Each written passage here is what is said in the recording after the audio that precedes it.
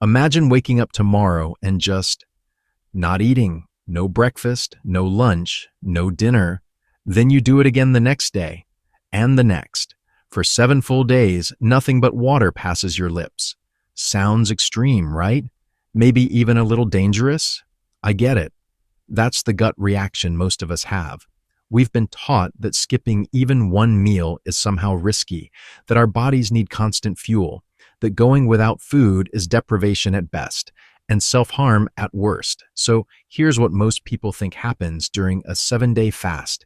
You get hungry, obviously, you lose some weight, you feel tired, irritable, maybe a bit lightheaded, your stomach growls at you like an angry animal, you fantasize about pizza at 3 a.m., the usual stuff. And yeah, all of that happens. But here's what nobody talks about. Beneath the surface, deep inside your cells, something ancient and almost miraculous starts to wake up. Your body doesn't just sit there starving, waiting for you to feed it again. It shifts, it adapts, it begins dismantling damaged parts of itself and rebuilding from the ground up. This isn't deprivation, it's activation. And here's the tragedy. Most people who attempt an extended fast quit somewhere around day 2 or 3, right when they're feeling their worst, right when the headache is pounding and the irritability is peaking and every fiber of their being is screaming for a sandwich. They never push through to experience what researchers are now calling a metabolic reset. They bail right before the magic happens. Think about it. We live in a world of relentless abundance. Breakfast, snack, lunch, snack, dinner, dessert, midnight snack. Our bodies never get a break, never get a chance to flip that ancient switch we're biologically designed to flip. For hundreds of thousands of years, humans experienced periods of scarcity, feast and famine. It's encoded in our DNA. But we've been drowning in abundance for so long that we've essentially switched off these survival mechanisms. But here's the twist most people miss. What happens in the first 72 hours isn't just uncomfortable. It's the gateway to a transformation that can alter your biology for years to come. And what happens after hour 72? That's where things get really interesting. So let's start at hour 1, because the moment you stop eating, a war begins inside your body. Hours 4 through 16, the hunger starts gnawing at you. Your stomach growls. It's annoying but manageable. By hour 20, though, that's when things get interesting. The irritability creeps in. A dull headache starts pounding at the base of your skull. Some people feel shaky, like their hands won't quite stay steady. Others describe it as brain fog, like someone wrapped their mind in cotton and every thought has to fight its way through. And this is exactly where most people throw in the towel. They think, this can't be good for me. My body's telling me something's wrong. But here's the thing, that discomfort, it's not your body breaking down. It's your body waking up. Look, I'm not going to sugarcoat this. Those first couple of days are rough. The symptoms are real. They're intense, and they're supposed to happen. This isn't a sign of weakness on your part. It's withdrawal. Specifically, sugar withdrawal. Your body has been running on a steady drip of glucose for years, maybe decades. Breakfast spikes your blood sugar, then lunch, then dinner, then that late night snack, a constant stream of fuel. Now you've cut off the supply. Of course, it's going to protest, but something fascinating is happening beneath all that discomfort. Around hour 12 to 16, your liver glycogen stores start depleting. Glycogen is just stored glucose, your body's emergency reserve. By hour 24 to 36, that reserve is gone. Your body faces a choice, find a new fuel source or shut down, and it chooses to adapt. Think of it like this. Your body's been running on cheap, dirty gasoline your whole life. Quick burning, inefficient, leaves a lot of residue behind. Now, forced to improvise, it switches over to a cleaner, more efficient fuel. Ketones, produced from your own stored fat. It's like your metabolism finally remembered how to run on premium. This metabolic switch isn't some fringe theory. Dr. Mark Mattson spent decades at the National Institute on Aging studying this exact phenomenon. His research shows that this switch doesn't just burn fat for energy, it triggers a cascade of protective, regenerative processes that we're only beginning to understand, processes that have been dormant in most of us for our entire lives. By hour 48 to 72, something shifts. The hunger that was screaming at you starts to quiet down. Not disappear, but quiet. The fog lifts. Many people report a strange, unexpected clarity, a sense of calm, focus they haven't felt in years, like someone turned down the volume on all the noise, and suddenly you can think again. And this is just the beginning, because what's about to happen at the cellular level is nothing short of a biological deep clean, which brings us to day 3, and a Nobel Prize-winning discovery that changes everything we thought we knew about healing. You've pushed through the initial discomfort. Your body has fully switched to fat-burning mode. Ketone levels are climbing. You're past the worst of it. And now something remarkable begins. Your cells start eating themselves. And before you panic, this is exactly what you want. It's called autophagy, from the Greek words meaning self-eating. But that name doesn't do it justice. Think of it as your body's built-in recycling program. All those damaged proteins floating around in your cells, the malfunctioning mitochondria that have been limping along for years, the cellular junk that's been accumulating like garbage in an abandoned building, your cells start breaking it all down and repurposing the parts. It's a deep clean at the molecular level. Millions of microscopic janitors finally getting to work. And this isn't some obscure fringe science. In 2016, a Japanese scientist named Yoshinori Osumi won the Nobel Prize in Physiology or Medicine for his groundbreaking work on autophagy. The Nobel Prize. This is cutting-edge research validating an ancient practice that humans have been doing, often without even knowing why, for thousands of years. Here's the paradox nobody expects. Instead of feeling weaker from not eating, many people start feeling stronger, more energized, sharper than they've felt in years. How does that make any sense? It comes down to ketones. Remember, your brain now is running on ketones instead of glucose. And ketones aren't just an alternative fuel. They're actually a preferred fuel for the brain in many ways. The energy is more stable. No spikes, no crashes, no mid-afternoon brain fog when your blood sugar plummets. Some researchers even believe ketones have neuroprotective properties, potentially guarding against cognitive decline and neurodegenerative diseases. But wait, there's more happening. Studies show that growth hormone levels can spike dramatically during extended fasting. We're talking about increases of 300 to 500% by day 5, 3 to 5 times your normal levels. Growth hormone is critical for muscle preservation, fat metabolism, and cellular repair. Your body isn't just surviving without food, it's optimizing. It's saying, all right, we're in scarcity mode. Let's protect what matters and upgrade what we can. And then there are the mental and emotional shifts that people don't expect. There's a sense of control over impulses that feels almost supernatural. You start noticing how often you were eating out of boredom, out of habit, out of emotion rather than genuine hunger. Some people describe a meditative clarity, like all the noise and distraction gets stripped away and you're left with something essential, something focused. Quick question for you. Have you ever tried fasting for longer than 24 hours? I'm genuinely curious. Drop a comment below and tell me what your experience was like. Did you hit a wall, or did you push through and feel that shift I'm describing? Let me know. Now, at this point, you might be thinking, okay, this sounds incredible, but what about the downsides? What about muscle loss? What about danger?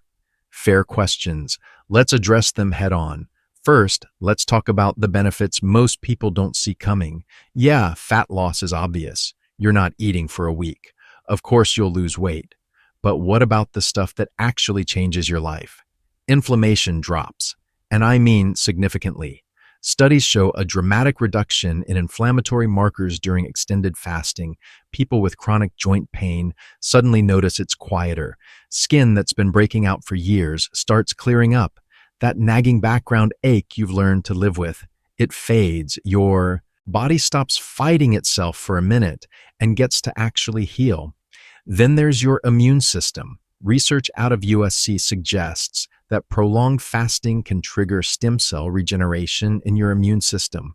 Old, damaged immune cells get broken down during autophagy, and when you start eating again, new ones are generated. It's like rebooting your body's entire defense system, turning it off and back on again, except this time it actually works. Your insulin sensitivity improves dramatically. After years of constant eating, constantly spiking insulin, constantly telling your cells to store energy, many people's cells have become deaf to insulin's signal. They stop responding. Extended fasting helps restore that sensitivity. Your cells remember how to listen again. The implications for metabolic health, for diabetes prevention, for long-term vitality, massive. And perhaps the most underrated benefit of all, your relationship with food transforms. After 7 days without eating, people often report a completely different perspective on hunger, on cravings, on why they eat what they eat. The emotional eating patterns become visible, almost painfully obvious. The mindless snacking out of boredom, the using food as a crutch for stress. There's a newfound respect for nourishment, for what you're actually putting into your body. But let's tackle the big fear, the one that stops most people before they even start. If I stop eating for a week, won't my body just cannibalize all my hard-earned muscle? I hear this one constantly. And I get it. You've worked hard in the gym. The last thing you want is to lose progress. So here's the truth. During the first 1 to 2 days of fasting, there's minimal muscle protein breakdown. Your body is still running on glycogen and transitioning to fat. And by day 3 to 4, when autophagy and growth hormone are elevated, the body becomes remarkably muscle-sparing. It prioritizes burning fat and recycling damaged tissue, the stuff you want to get rid of. Studies on prolonged fasting show that muscle loss is far less significant than most people assume. In fact, it's often less than what happens with traditional caloric restriction, which can actually be worse for muscle preservation because you're eating just enough to prevent the metabolic switch, but not enough to properly fuel your body. Now, is this dangerous? The honest answer, it can be. For some people, if you're pregnant, don't do this. If you have a history of eating disorders, this isn't for you. If you're on certain medications, especially for diabetes or blood pressure, you absolutely need medical supervision. People with chronic conditions need to work with their doctors. This isn't a game. And electrolytes matter. Sodium, potassium, magnesium. You need to stay on top of these or you will feel terrible and could actually hurt yourself. I'm not here to sell you a miracle cure with zero risks. I'm here to give you the science, the reality, and the honest trade-offs. Done correctly, with proper preparation and awareness, extended fasting can be transformative. Done recklessly, it can be harmful. So you've made it through 7 days. The hunger is gone, your cells are clean, your mind is clear, but here's what really matters. What happens next? And what does this mean for the rest of your life? By day 7, your body is in a deeply ketogenic, autophagic state. You've completed the journey, but here's where a lot of people mess up. Breaking the fast properly is absolutely critical. You can't just sprint to the nearest buffet and destroy a pizza. Refeeding syndrome is a real thing, and it's genuinely dangerous. Your body has adapted to running on nothing. Suddenly flooding it with food, especially heavy, processed food, can cause serious metabolic chaos. Start slow, bone broth, soft cooked vegetables, small amounts. Let your digestive system wake up gently. Treat it like you're introducing food to your body for the first time, because in a way, you are. But here's the thing most people miss. A 7-day fast isn't just about what happens in those 7 days. It's about what it unlocks going forward. You've restored metabolic flexibility. That's the ability to switch between fuel sources, glucose and fat, without your body throwing a tantrum. Most people have lost this ability completely. They're locked into glucose dependence, riding the blood sugar roller coaster every single day. You've broken free. Your baseline insulin sensitivity has improved. Your cells are more responsive. Your metabolism is more adaptable. And here's what's fascinating. Many people find they naturally gravitate toward healthier eating patterns afterward without even trying. The cravings for junk food, for sugar, for processed garbage, they just diminish, not because you're white-knuckling your way through willpower, but because your body's relationship with food has fundamentally changed. Let's go deeper for a second. Fasting isn't just a biological tool, it's a practice of reclaiming control. We live in a world that's designed to keep you constantly consuming food, media, stimulation, dopamine hits every 5 minutes. Everything is engineered to keep you wanting more, needing more, never satisfied. Choosing to stop, even temporarily, is a radical act of self-mastery. You learn something about yourself when you go 7 days without food. You learn that you're not as fragile as you thought. That discomfort won't kill you. That most of your hunger was never really hunger at all. It was habit, it was boredom, it was emotional avoidance. And once you see that clearly, you can't unsee it. Sometimes healing doesn't come from adding more. It comes from taking away, from giving your body the space it needs to repair itself. Now, I need to say this clearly. Not everyone should jump straight into a 7-day fast. Start smaller. Try 24 hours. See how that feels. Then try 48. Build up gradually. Listen to your body. Work with professionals if you need to. This isn't a competition. There's no prize for rushing into something you're not ready for. But if you've been curious about fasting, if you've been wondering whether your body is capable of more than you've given it credit for, maybe this is your sign to explore it. If this opened your eyes to something you didn't know about fasting, smash that like button. It helps more people find this video, and honestly, more people need to hear this. And if you're not already subscribed, now's the time. We dive deep into the science of health, longevity, and human performance every single week. No fluff, no hype. Just the real mechanisms behind what makes us thrive. Know someone who's been curious about fasting or maybe struggling with their health. Send them this video. It might be exactly what they need to hear. Your body is more resilient than you think, more adaptable, more capable of healing itself than we've been taught to believe. Sometimes you just have to get out of its way and let it do what it was designed to do.